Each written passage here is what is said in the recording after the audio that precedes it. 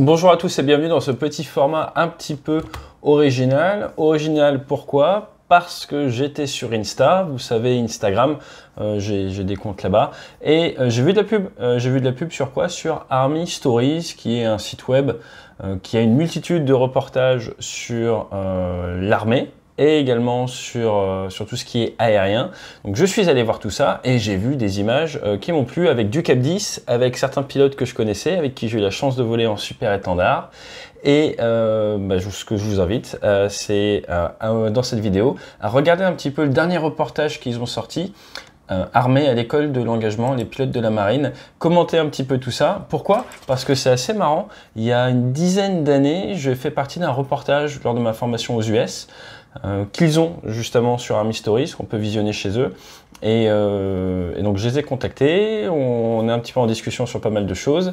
Et là l'idée c'est quoi? C'est juste vous faire découvrir un petit peu le teaser sur ce nouveau reportage sur la Marine nationale et vous donner un petit peu mon ressenti, on va dire 15 ans après. Et oui, c'est ça, 15 ans après.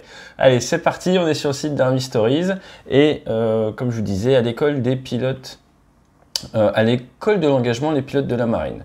Ils sont 11 retenus parmi 350 candidats pour faire le stage éliminatoire au centre d'entraînement de la survie du sauvetage de l'Enveoc. Donc ça, c'est une chose différente, c'est l'Enveoc Poulmic, c'est le C100. Donc vous avez le IP50S qui est l'unité qui vient sélectionner les futurs pilotes.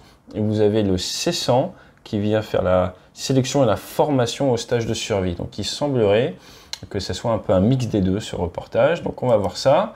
Ça, c'est un Cap 10 marine, qui a un moteur de 180 chevaux. J'ai fait une petite vidéo dessus, qui est un avion qui est très fin à piloter, un avion de voltige, qui est utilisé donc pour la sélection des EOPAN, élèves officiers pilotes de l'aéronautique navale. Quelques petites vues en vol au-dessus de la Bretagne. Les avions de la marine ont des numéros. Donc c'est assez joli. Là, on a notre promotion. Alors, pourquoi est-ce qu'ils sont en treillis? Les EOPAN sont habillés comme ça en treillis. Ils n'ont pas encore l'uniforme d'officier de marine, tout ça. Ils sont élèves officiers. Donc, au niveau des grades, ils ont l'encre de marine qui, à l'époque, était l'encre des officiers. Maintenant, je crois que les officiers mariniers l'ont également. Logique, hein, officiers mariniers. Par contre, ils n'ont pas de grade. Et ce sont des EOPAN. Et d'un point de vue solde, donc rémunération ou administratif, ils commencent matelots. Et au fur et à mesure de la formation, ils montent. Donc, qu'est-ce qu'on voit? C'est la tenue classique, hein, militaire, avec les chaussures. Moi, à mon époque, on avait des patogas. Il semblerait que les chaussures ont changé. Et il semblerait qu'il est 17h30. Alors, là, vous voyez un petit changement de tenue. Donc, une fois qu'ils ont fini tout ce qui est sélection en vol et autres, eh bien, on leur remet des uniformes. Donc, ça, c'est la tenue d'élèves officiers. Hein. Et qui c'est qu'on voit? On voit qu'il y a des familles. Moi, à mon époque, ça n'existait pas. Je crois qu'on maintenant on leur fait une remise des ailes d'élèves pilotes. Vous avez des ailes qu'on appelle un macaron de pilote et vous avez également des ailes d'élèves pilotes. Moi, à mon époque, c'était remis de manière un peu plus informelle. Là, ils ont fait une belle cérémonie, ce qui est une bonne chose. Ça motive les troupes. Je trouve ça bien.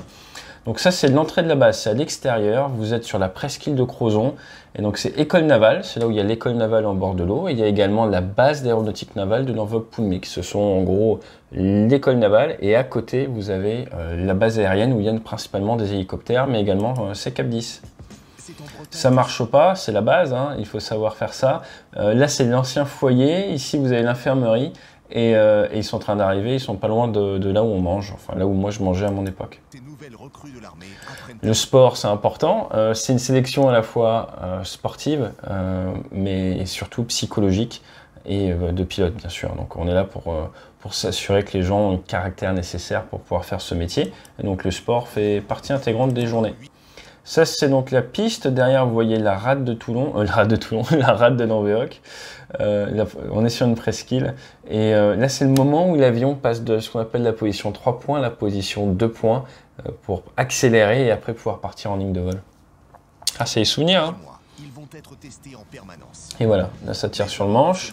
Alors, c'est bien parce qu'au niveau des casques, ils ont évolué. Ça, c'est les casques David Clark. Moi, ce que j'utilise quand je fais de l'aviation légère.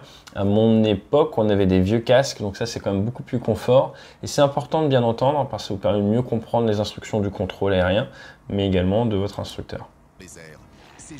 Là, ce qu'on voit sur l'avion, eh bien, c'est les volets, donc il vient de décoller.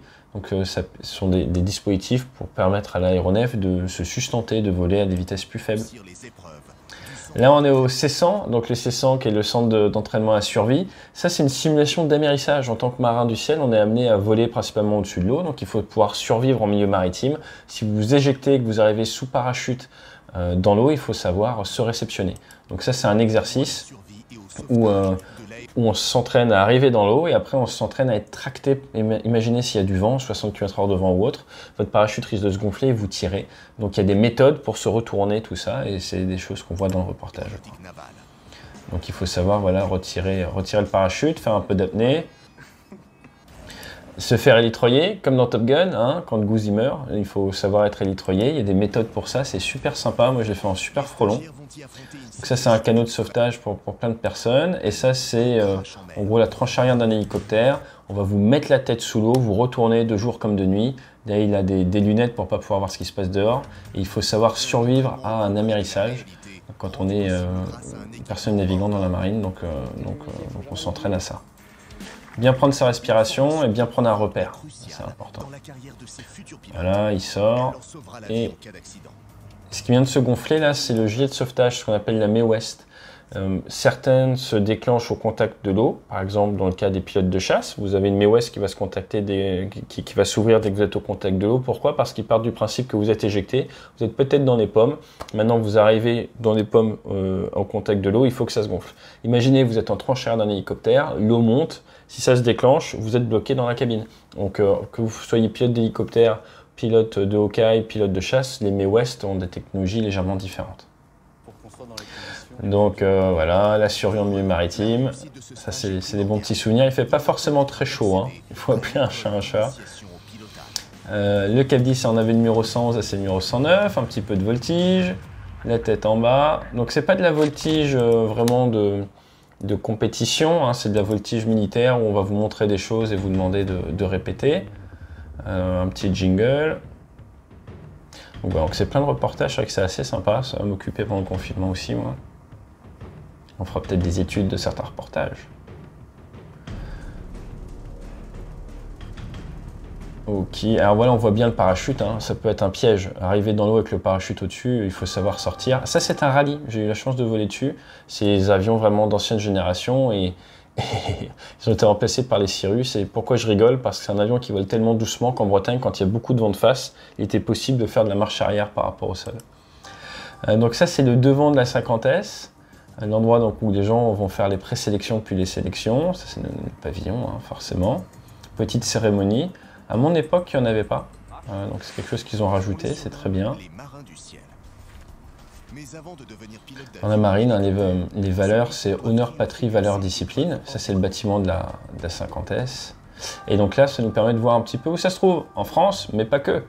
Voilà, au fin fond du Finistère Nord, sur la base de Languedoc-Poulmic, qui n'est pas tout à fait là d'ailleurs. Pour être exact, elle est ici. Là, c'est pas tout à fait le bon endroit. C'est pas grave. Qu'est-ce que l'on voit d'autre dans ce reportage? Donc ça, c'est l'entrée de la base. On a déjà vu ça tout à l'heure. Ça marche au pas. Alors là, ça c'est le C100. Derrière sont des hangars pour les hélicoptères. Je crois que c'est pour les NH90, si je vous dis pas de bêtises. Sur la base de Languedoc, il y a du SAR, Search and Rescue, des hélicoptères prêts à aller récupérer des gens qui seraient en perdition en mer. Et donc là, ils arrivent le matin pour faire leur cours de stage de survie. Donc les déplacements quand vous êtes élève dans l'armée se font toujours par section, comme ça, et au pas. Ça, c'est la tour de contrôle de la base de Languedoc. Ça a l'air assez calme, l'activité. Et ça, ce sont des petits avions-écoles avec lesquels les élèves de l'école navale font vraiment la première partie d'initiation au pilotage pour après voir s'il y a quelque chose qu'ils veulent faire. C'est deux cursus différents, et au PAN et école navale, j'en parle un peu dans mes cours en ligne et dans d'autres vidéos. Donc là, c'est vraiment joli. On fait du vol en formation avec le cap numéro 111. Et là, on voit la Bretagne derrière. Ça ressemble à Presqu'île. Et ça, c'est le C100. Et voilà. Donc ça, c'est le petit teaser qu'ils mettent en ligne sur leur site. Après, si vous voulez vous abonner, vous vous abonnez. Je vous mets des liens en dessous. Et voilà, donc c'était juste pour vous faire découvrir ça. Le côté vraiment marrant, c'est qu'ils ont des reportages dans lesquels on me voit tout jeune. Ça, c'est assez rigolo. Je vous montrerai des extraits, là, ça remonte à il y a quelques années. Mais, mais c'est ce reportage-là. Je vous montrerai ça. J'étais aux États-Unis à l'époque sur T45 et vous verrez, je parlais déjà beaucoup de débriefing. C'était déjà un peu mon truc. Donc voilà.